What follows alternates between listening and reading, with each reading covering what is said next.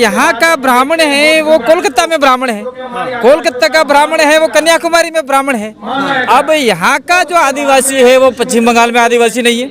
हाँ, right point है। छत्तीसगढ़ में आदिवासी नहीं है। हाँ। तो क्या आदिवासियों को फुटबॉल बना रखा है इन लोगों ने, इतने साल का घंटा बना रखा है, हर कोई बजाता जाता है। 5 जनवरी 2011 का जजमेंट आया हुआ है जिसमें साफ कहा गया है कि तत्कालीन 2011 में 8% आदिवासी इस देश के मालिक हैं, मूल मालिक हैं, यहाँ के मूल वारिस हैं, मूल वासी। सेवाजी और दोस्तों, मैं राहुल खन्ना के अलग प्रदेश चैनल पे आपका स्वागत है। दोस्तों, आज मैं खड़ा हूँ राजस्थान की भूमि में, जहाँ पे धर्म कॉलम की बात हो रही है, जहाँ पे आदिवासियों के हक की बात हो रही। तो ये बात क्यों हो रही है और किस लिए हो रही है, इसके लिए भी यहाँ पे हमारे लोगों को समझना ज़रूरी है। हमारे जो गांव स्तर के लोग होते हैं उनको पता ही नहीं होता कि ये कॉलम की लड़ाई है क्या, किस लिए हो रहा है, ये भी समझना ज़रूरी है।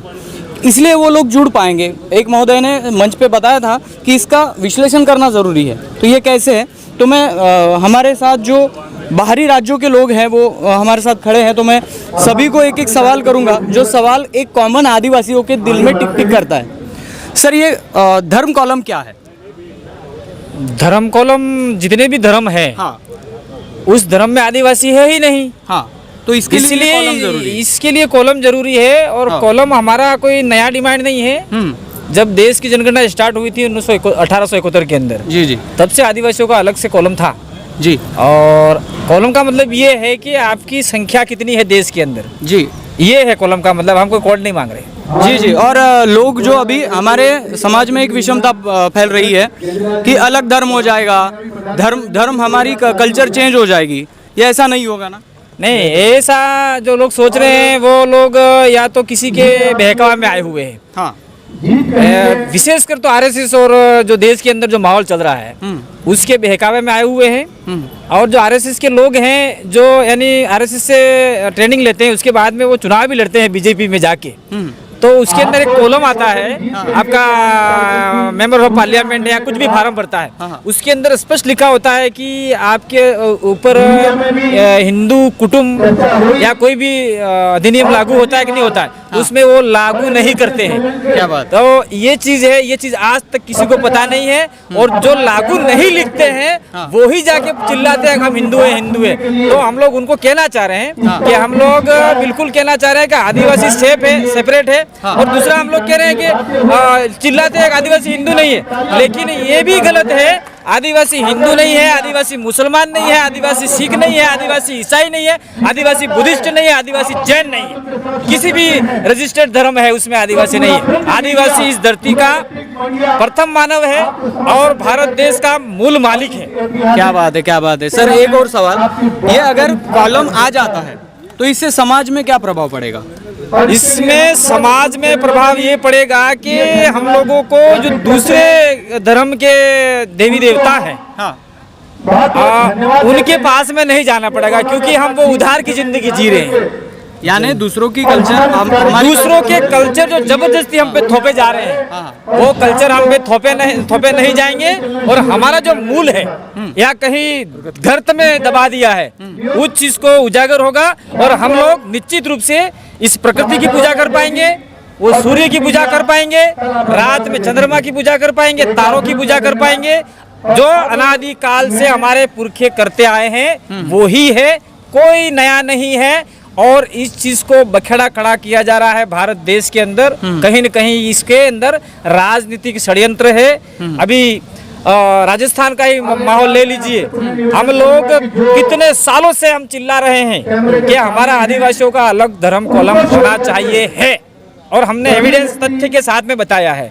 लेकिन अभी वर्तमान में हो सकता है कि राजस्थान की सरकार में जो विधायक बोल गए कि हम हिंदू नहीं है, वो कांग्रेस सरकार के बोले हैं उसका हम समर्थन नहीं करते, लेकिन जो आदिवासी लीडर बोला है उसका हम जरूर समर्थन करते हैं। क्या बात है, इस बात पे तो बहुत बनता है। सर, आरएसएस के द्वारा आदिवासियों को वनवासी कहा जा रहा है जगह जगह पे, इसके बारे में आप क्या कहेंगे? मैं एक पहले तो मैं गुजरात से हूँ और प्रवीण पारगी नाम है। जो आरएसएस में जो आदिवासी को वनवासी कहने की जो मुहिम चालू है उसका सख्त हम विरोध करता हूँ और मैं संघ को भी परिचित हूँ। आपके जानकारी के लिए मैं बोल रहा हूँ, मैं पहले भी आरएसएस में बोल चुका हूँ कि ये आदिवासी को मिटाने के लिए ये ठोका गया हुआ वनवासी शब्द है।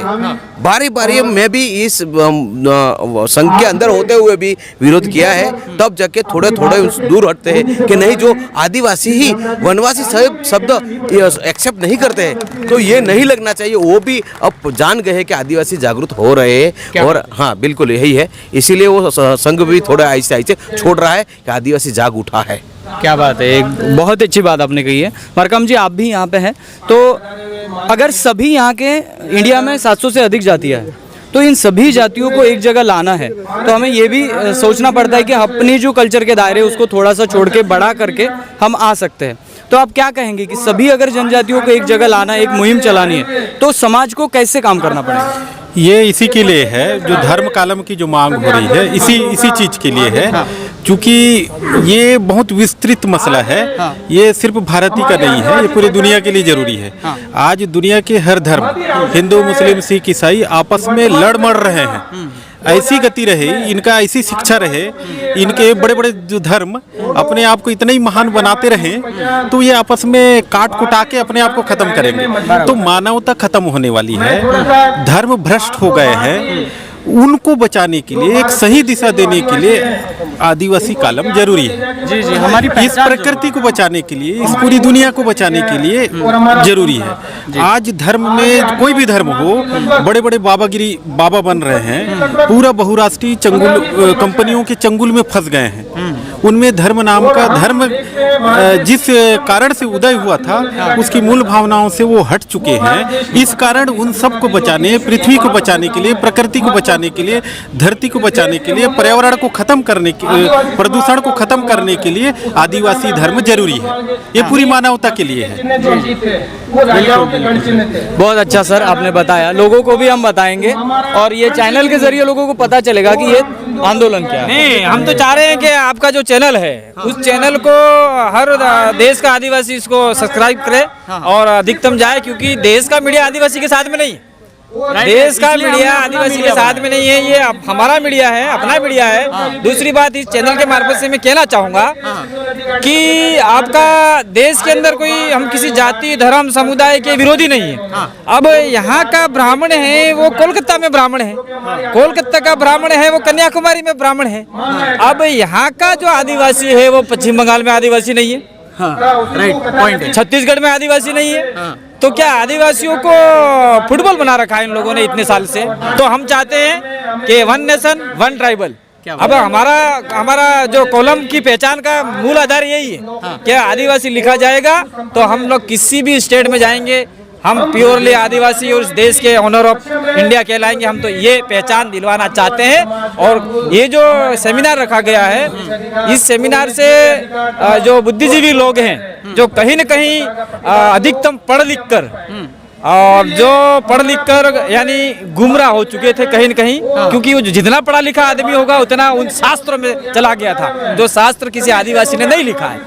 तो जो मूल संस्कृति तो गाँवों में जिंदा है, इसलिए गाँवों में ज़्यादा हमको प्रचार करने की जरूरत नहीं है। आज ये मात्र सेमिनार है। अगर आदिवासी धर्म कॉलम को लेके कोई रैली होती तो इवन आप वंडर कर जाते कि हमारा दक्षिण राजस्थान का कम से कम यहाँ लाखों की संख्या में आदिवासी होता। क्या बात है। हाँ, ये हमारा चल रहा है। एक और सवाल, दो गुट नजर आ रहे हैं हमें। सही बात पे बोले तो आदिवासियों में दो गुट नजर आ रहे हैं। एक गुट आर्टिफिशियली बनाया गया है कि वो हिंदू है कहने के लिए, हमारे ही लोग हैं उसमें। और आज हम यहाँ पे खड़े हैं, हम कह रहे हैं कि हम किसी धर्म से रिलेटेड है ही नहीं। तो उन लोगों से क्या कहना चाहोगे जो आरएसएस की विचारधारा में गुमराह हो रहे हैं, उनको क्या संदेश देंगे? मैं तो इनको कहना चाह रहा हूँ, भाई आप लोग, भारत देश संविधान से चलता है, कानून से चलता है और संविधान में साफ स्पष्ट उल्लेख किया गया है क्या आदिवासी किसी धर्म में नहीं है। दूसरा, आपका 5 जनवरी 2011 का जजमेंट आया हुआ है, जिसमें साफ कहा गया है कि तत्कालीन 2011 में 8% आदिवासी इस देश के मालिक हैं, मूल मालिक हैं, यहाँ के मूल वारिस हैं, मूल वासी हैं। अब 92% प्रजा इमिग्रेट है, मैं नहीं बोल रहा हूँ, सुप्रीम कोर्ट बोल रहा है। तो हम लोग कहना चाह रहे हैं उन लोगों से कि आप लोग ये जो आपको गुमराह कर रहे हैं, उन लोगों से पैसा मत खाइए, क्योंकि ये पैसा लेके काम कर रहे हैं ये लोग। और सोशल मीडिया पे हम देखते हैं कि विभिन्न प्रकार के फर्जी आइडिया बना के या फिर आदिवासियों को गुमराह करके पैसे दे के कहीं न कहीं आदिवासियों को आदिवासी के विरोध में लड़ाया जा रहा है। लेकिन निश्चित रूप से कुदरत हमारे साथ में, प्रकृति हमारे साथ में कुदरत की असीम ताकत है। जो गुमराह आदमी है वो भी कहीं न कहीं अंत में हमारे साथ में आएगा और दुश्मन को पहचान जाएगा। और मैं तो उनको इतना ही कहना चाह रहा हूँ कि आप हमारे भाई हो, गुमराह हो चुके हो तो आ जाइए। मान लीजिए कि आज की तारीख में कुछ डिमांड हुई आदिवासियों के लिए तो 5 लाख लोग इकट्ठा हो गए, जिसमें बोला जाएगा कितने हिंदू हैं जो आज जानकार नहीं है वो उंगली खड़ा कर देंगे, फिर बोलेंगे कितने ईसाई हैं, फिर जानकार नहीं है उंगली खड़ा कर देंगे, फिर बोलेंगे बुद्धिस्ट कितने, जैन कितने हैं, मुसलमान कितने हैं, क्योंकि आदिवासी सभी धर्मों में ले लिया गया, बांट दिया गया है। तो फिर अंत में जैसे हम लोग जैसे हैं वो उंगली खड़ी करेंगे हम इतने आदिवासी हैं, तो उस समय जो हमारे गुमराह भाई हैं उनका सारा अधिकार कहीं न कहीं खत्म हो जाएगा। आपकी नादानी की वजह से आपकी होने वाली आने वाली भविष्य पीढ़ी को कहीं नुकसान नहीं हो, इसीलिए मैं 2 हाथ जोड़ के निवेदन करना चाह रहा हूँ, आ जाइए। आदिवासी कहलाने में बहुत बड़ा अभिमान है, आत्मसम्मान है। जोहार, जय आदिवासी। जोहार जोहार। दोस्तों आपने देखा हमारे जो लोग हैं वो धर्म कॉलम के लिए लड़ रहे हैं, ना कि किसी धर्म के लिए। मैंने ये भी कहा कि आदिवासी किसी भी धर्म से नहीं आते, क्योंकि आदिवासियों को जीने के लिए धर्म की ज़रूरत है ही नहीं, वो एक कल्चर को मानते हैं। तो दोस्तों इस वीडियो में हमने ये दिखाने की कोशिश की कि जो कॉलम है वो कॉलम सही तरह से इसका लागू हो और ट्राइबलिस्ट शब्द को पूरे देश से सपोर्ट मिले, इसलिए यह चैनल यहाँ तक आया है। हम आगे चलकर बहुत सारे लोगों की इंटरव्यू लेंगे। तब तक के लिए जय सेवा, जय जोहार, जय आदिवासी, जय गुणवाना, जय भीम।